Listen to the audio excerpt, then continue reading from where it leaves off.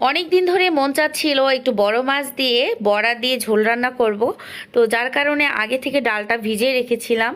তো ডালটা ভালোভাবে ভিজানো হয়ে গেছে, তো ভালোভাবে পরিষ্কার করে আমি ব্লেন্ড করে নিব। আর এদিকে ভালোভাবে মাছে 3 পিস মাছই ছিল ফ্রিজে, একদম লাস্ট অ্যামাউন্ট। তো এই 3 পিস মাছে ঝাল লবণ হলুদ দিয়ে ভালোভাবে মাখিয়ে নিয়েছি। তো এখন তেলটা ভালোভাবে গরম হয়ে যাবে, একদম কয়লাটা খুব ভালোভাবে তেতে যাবে। তারপরে আমি মাছটা দিয়ে দিলাম, মাছটা ফ্রাই করে নিব। তো ফ্রাই হইতে হইতে এখানে হচ্ছে যে ডালটা আমি ব্লেন্ড করে রেখেছিলাম, সেখানে হচ্ছে পেঁয়াজ কুচি, কাঁচামরিচ কুচি, তারপরে একটু মানে গুঁড়া ঝাল, লবণ, হলুদ, তো একটু বাটা মশলা সব কিছু দিয়ে দেওয়ার পর ভালোভাবে হাতের সাহায্যে চটকে মাখিয়ে নিচ্ছি। তো এদিকে তো মাখামাখি আমার হয়েই গেছে, আর এদিকে মাছের এক পিসটা খুব ভালোভাবে ভাজা হয়ে গেছে। তো আমি কিন্তু একটু দেরি করে প্রথম মাছটা উল্টে দেই, এতে করে এক পাশে খুব ভালো একটা কালার হয় এবং মাছটা উল্টে দেওয়ার সময় ভেঙে যায় না। তো একটু সময় নিয়ে লাল লাল ভাব আসলে উল্টে দিবেন, এতে করে মাছটা খুব ভালোভাবে ভাজা হয় আর এবং উল্টে দেওয়ার সময় ভেঙে যায় না। দেখতে পাচ্ছেন দুই পাশে এতটা মানে পারফেক্টলি আমি উল্টিয়েছি, একদম ব্রাউন কালার হয়েছে, খুব ভালো হয়েছে মাছ ভাজাটা। তো একটা মাছ উঠাতে গিয়ে নিচে পড়ে গেছে, তো ব্যাপার না, আমার হচ্ছে চুলার আশেপাশে ছিল, তো উঠিয়ে নিয়েছি।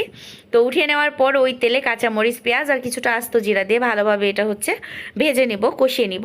আস্ত জিরা তেজপাতা দিয়ে দিয়েছি। তো এই আস্ত জিরা তেজপাতা আমার একদম কমন একটা রান্না, মানে প্রতিটা রান্নায় আমি এটা ইউজ করি, আমার খুবই ভালো লাগে এটা টেস্ট।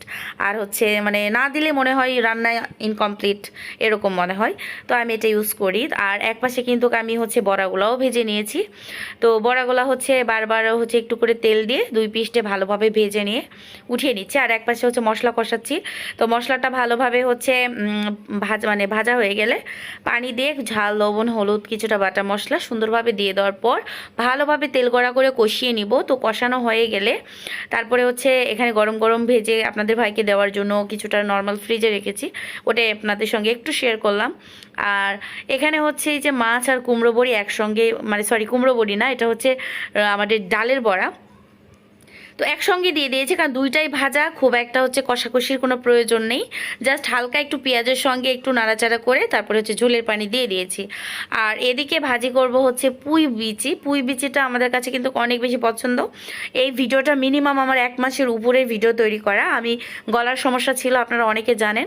তো গলার সমস্যার জন্য আমি ভিডিওতে কথা বলতে পারতেছিলাম না, এখন একটু সুস্থ ফিল করতেছি, এই জন্য হচ্ছে ভয়েসটা দিচ্ছি। আর অনেক দিনকের ভিডিও এটা জমা হয়েছিল। তো 250 গ্রাম আমি হচ্ছে পুঁই শাকের বীজ নিয়ে আসছিলাম। তো এটা অনেক বড়, কয়টাতে দিলে মনে হয় বেশি বড় বা খালি খালি পাতিল হয়ে থাকবে। তো ছোট্ট একটা ফ্রাই প্যানে আমি হচ্ছে এটাকে ভাজে নিচ্ছি। পেঁয়াজ কাঁচামরিচ ভালোভাবে ভেজে নেওয়ার পর লবণ আর হলুদ দিয়েছি, আর মানে অন্য গুঁড়ামরিচ দেই নাই, কারণ হচ্ছে কাঁচামরিচটা যথাসাধ্য মানে পরিমাপ বুঝে দিয়েছি।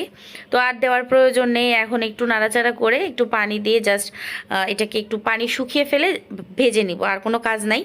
তো মাছের ঝোলটাও টেনে আসছে, আমি টালা জিরা গুঁড়া দিয়ে আমি নামিয়ে নিয়েছি। তো দুইটা রান্নায় আমার একদম কমপ্লিট হয়ে গেছে, আর দুইটা রান্নায় অনেক মজা ছিল।